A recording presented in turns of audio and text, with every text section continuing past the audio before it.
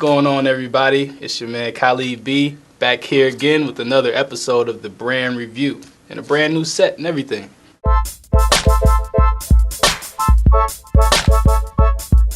Now, if this is your first time checking us out, let me give you a quick recap on how things are broken down.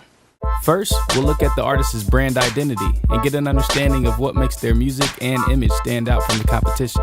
Then we'll take a look at what's good with their brand and where it currently stands and discuss some of their brand extensions. And in our final segment, we'll discuss what's next. How can the artist take their brand to the next level? So based on some of the feedback and comments I received on the first two episodes of the Brand Review, people were asking me to maybe explore reviewing some of the independent artists in the game.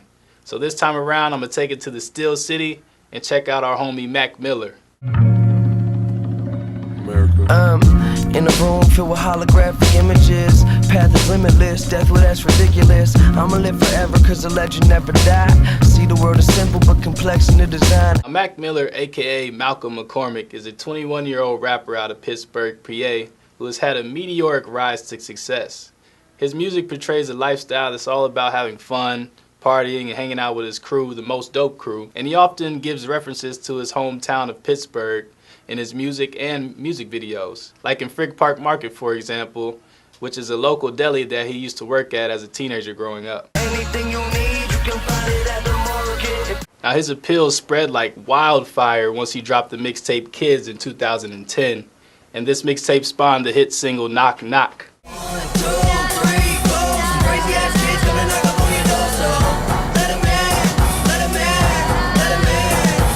Then following the K.i.d.s mixtape, he then dropped his highly anticipated Best Day Ever mixtape, which garnered over 800,000 downloads on datpiff.com.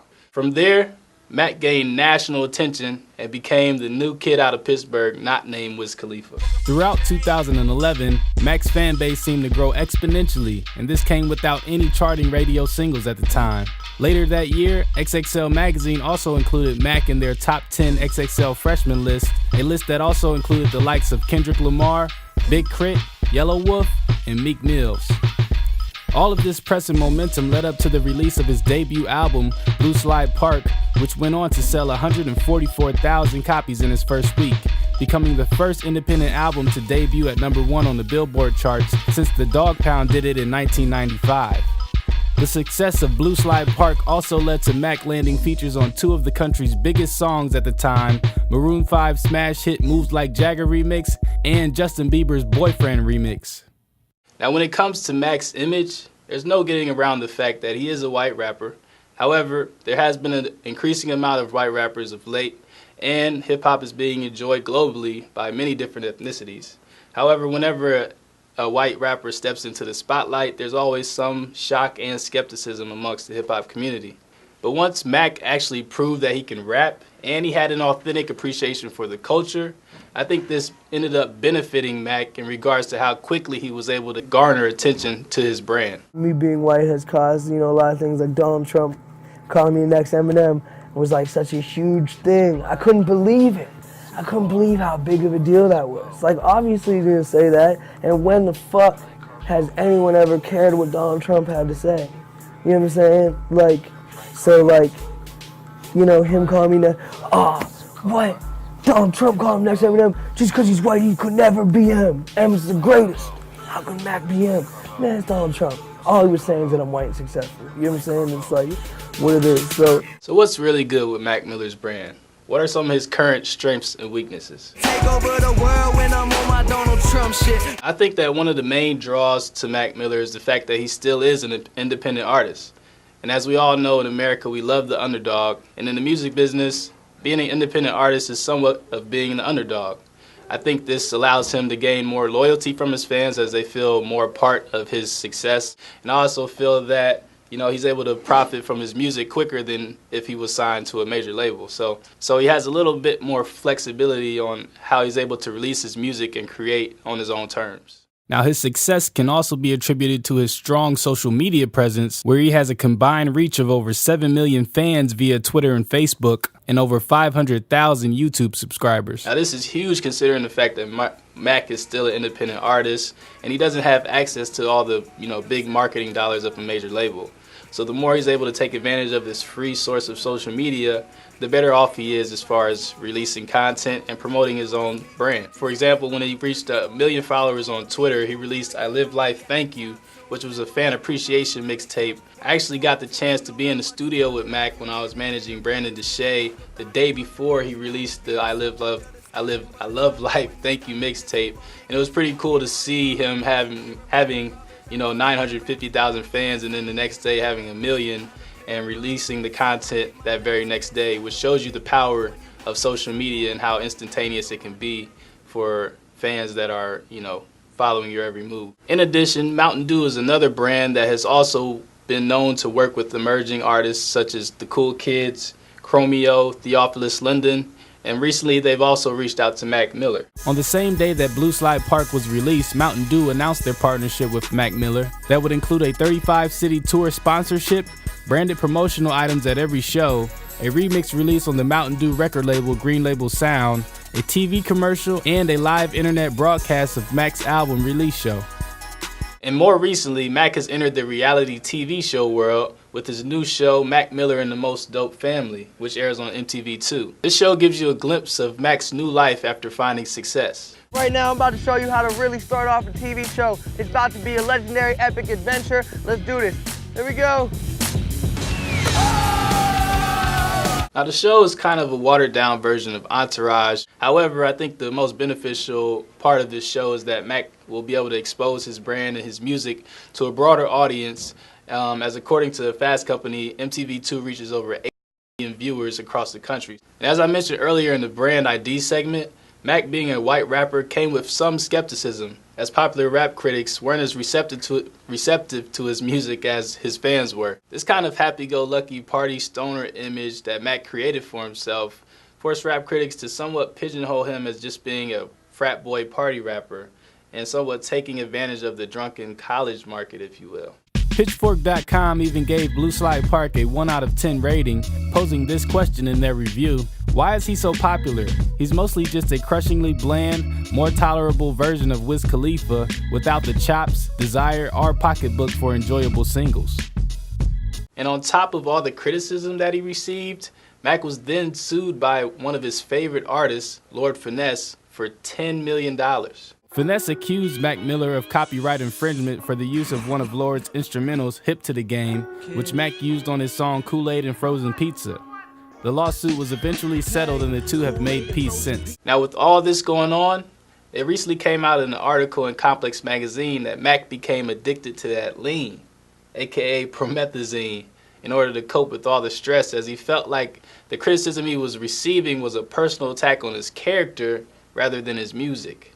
But fortunately, Mac has gotten over his addiction and he's focused on his next LP, watching movies with the sound off. And that's great. That's great. So what's next for Mac Miller in 2013? How will he respond to his rap critics? And how will he handle his newfound fame? So far, 2013 has started off with a bang for Mac Miller, as he's been named Man of Next Year by Complex Magazine, beating out the likes of RG3 and Liam Hemsworth of The Hunger Games.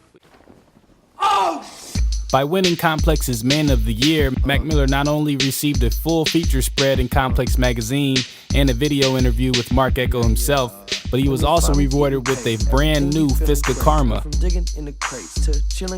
We can also expect Mac to release his new LP, Watching Movies with the Sound Off, set to release later this year. In an interview with MTV, he claimed that this album will be more chill and have a more cerebral vibe compared to Blue Slide Park. Now, with that statement, it sounds like he might be trying to answer his rap critics and take his music in a slightly different direction. However, is this a good thing or a bad thing? Should he keep continuing to deliver the party records that we all know him for? To help me evaluate this, I'm going to bring in one of the super producers out of Chicago who's produced for people like Chance the Rapper, Show You Suck, and many more, my homie from Columbia College, Zak Jablow. How's it going, bro? It is excellent. Excellent. So let's get right into it.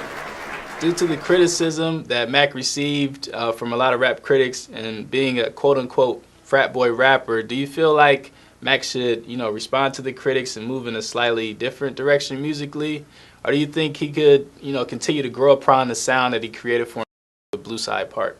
So, Mac Miller not responding to that Pitchfork write-up was probably the best thing he could have done. He has fans who lashed out for him. And that's what I think is so powerful about the Mac Miller brand. And his fans are incredibly loyal.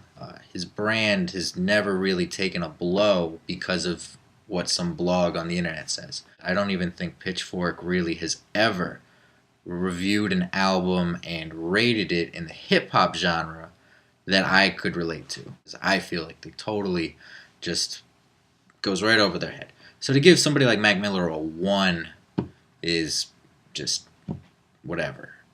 He's going to be fine, you know? Again, he's able to move units. He's able to sell out shows. He has incredible fans, and that's all that matters. I think now that he's releasing this substantial body of work, Movies with the Sound Off, his sophomore album, or LP, is going to be just a whole new chapter in Mac Miller. Right.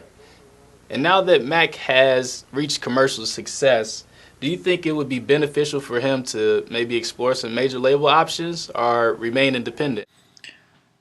It's a really tough question, you know.